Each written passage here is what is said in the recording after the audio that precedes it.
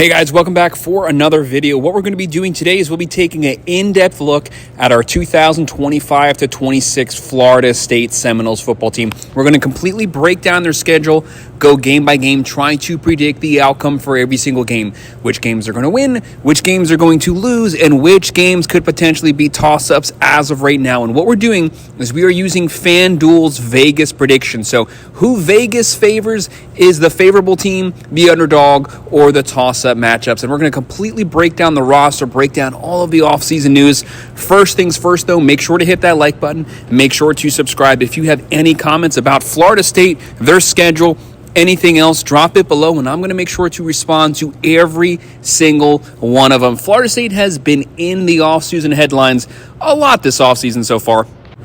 There's obviously everything that happened this past season, only a 2-10 season. That's following up after a 13-1 season in 2023. Florida State owned the 2023 season. Great season. Everything was panning out for them to make that Final Four, to make the playoffs, and then disaster happens. Jordan Travis goes down. Their entire starting roster sits out when they get jumped by Bama. They got robbed. It is what it is. They got jumped by Bama. The whole roster sits out the bowl game. They lose the bowl game, but still they had a lot of momentum. Mike Norvell working the portal hard, consistently bringing in top 10 portal classes, top 20 recruiting classes, getting that roster built up, getting the foundation built up, but then complete disaster happened this past season. They went from 13 wins to a 2-win season. Nobody saw that happening. Your most ardent anti-FSU fans still never foresaw them only winning 2 games this past season. It was a really bad season, but all that you can do, build up some momentum, replace what you did last season, make the offseason changes, make some coaching staff changes, make some player changes, set that new foundation going forward. The only place to go from now is up. 2 wins last season, so anything 3 or higher is technically going to be an improvement from last season. But don't worry, Florida State fans, I know you guys have a rabid fan base. You were pissed off with the way the season ended last year. You are going to do much, much better this season.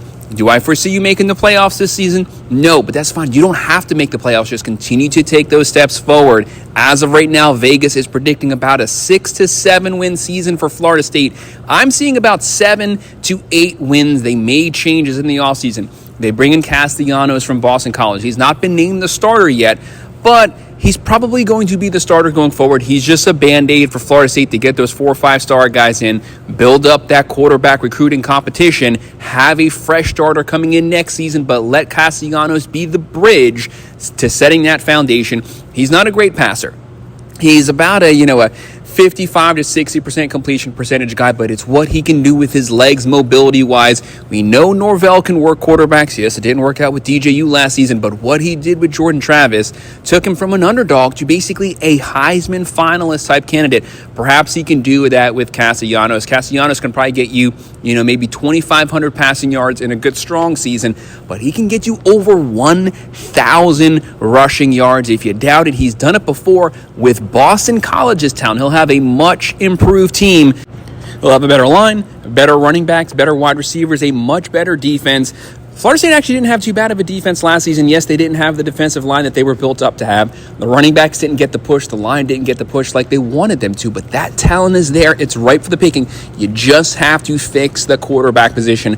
That was the massive missing piece. They bring in Gus Malzahn, one of the most accomplished offensive minds in recent college football history. He decided to step down as a head coach. He just wants to call offense. You have no one better. You know he's going to run an up-tempo spread offense. You know he's going to get the running game going. That is his claim to fame, moving the pocket, adapting to the playmakers you have on your roster. He's going to successfully be able to run the ball.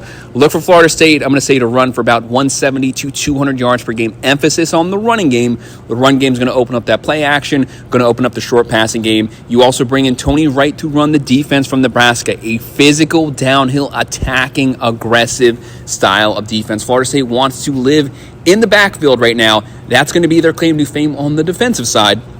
And when you're looking at this roster on offense, you're going to have playmakers there. They just need the ball. Get them the ball in space. Gus Malzahn will do that. There's Deuce, Lewayne, Hakeem Jr., Elijah. What about Squirrel White? This is a guy, he's done so much. He was hurt this past season, but he can get you 800 to 1,100 receiving yards. Give him the ball in space. He's going to make magic happen. Look for Gus Malzahn to be feeding him the ball consistently. You have Roydell, Cam, and you have a mobile quarterback. What he's going to do with his legs is going to help that passing game. It's going to take pressure off the defense. The more you run the ball, the more time you suck up, the more time you keep your defense off the field. Give them the breather. Their offense was consistently going 3 and out this past season. Their defense lived on the field. You can't give that to them. They will break at some point. They're going to have a chance to be able to catch their breath as of right now. But let's go ahead and look at this schedule. As you're looking at the schedule, what you see there, when it's red, that is where Vegas predicts them as the underdog. I'm not saying they're going to win it. I'm not saying they're going to lose it. That is the Vegas prediction as of now. Yellow, toss-up. Blue is the teams that they are favored against as of right now. But let's look at the schedule. Let's go game by game. They start things out with a really rough game. Number 12, Alabama Crimson Tide. This game is at home. It is in Tallahassee, but you have two teams in completely different talent spaces right now. Yes, Alabama has not named a starting quarterback, but you have Kalen DeBoer there. You have his offensive coordinator back. They're going to be vertically pushing the ball down the field. He lives for the deep vertical pass. They're going to be aggressive. They have the number 1 roster according to ESPN talent-wise, loaded with 4 and 5 stars. They're going to be aggressive. They should be able to at least out-talent Florida State that very first game.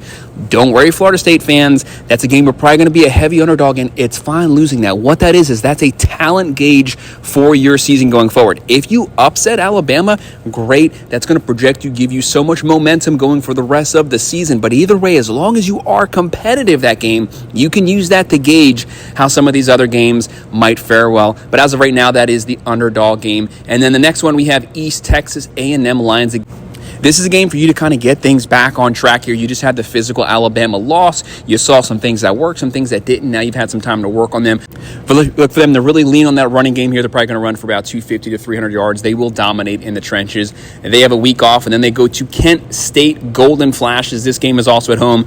They're going to be favored here. They're going to win this one. And then you get into ACC play at the Virginia Cavaliers. Virginia didn't have a bad season this past year, but Florida State, you should have a little momentum. You have an easier first half to the schedule, a little more difficult second half. You have to win these games. I have them still listed as the favorite to win this game. They're probably going to be 3-1 at this point. And then you have the Miami Hurricanes. This game is going to be in Tallahassee. Miami handedly won that game this past season, but they've also had a lot of off-the-season moves. Cam Ward's gone. He's probably going to be the number 1 pick, but they are bringing in Beck at the quarterback position. He's also potentially going to be a first-round pick in the NFL. They're going to be loaded on offense. They're going to be loaded at running back and on the offensive line.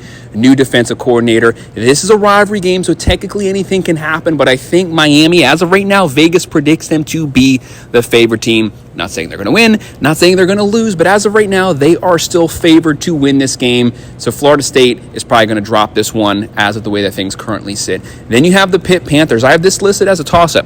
Pitt last year, they brought over the quarterback from Alabama. They were slinging the ball up and down the field. They were throwing for over 300 yards per game. They are going to be aggressive on offense. Where they had their weakness was on defense. It's a Narduzzi team. They're usually physical. They have good games. They have bad games. If Florida State catches them on a bad week, they can win this game. If Pitt catches Florida State on a bad week, they can win this game. That's why I have it listed as a toss-up. If you force me to pick, I'm probably going to go with Florida State winning this game as of right now, but it's one of those games you have to come prepared to play.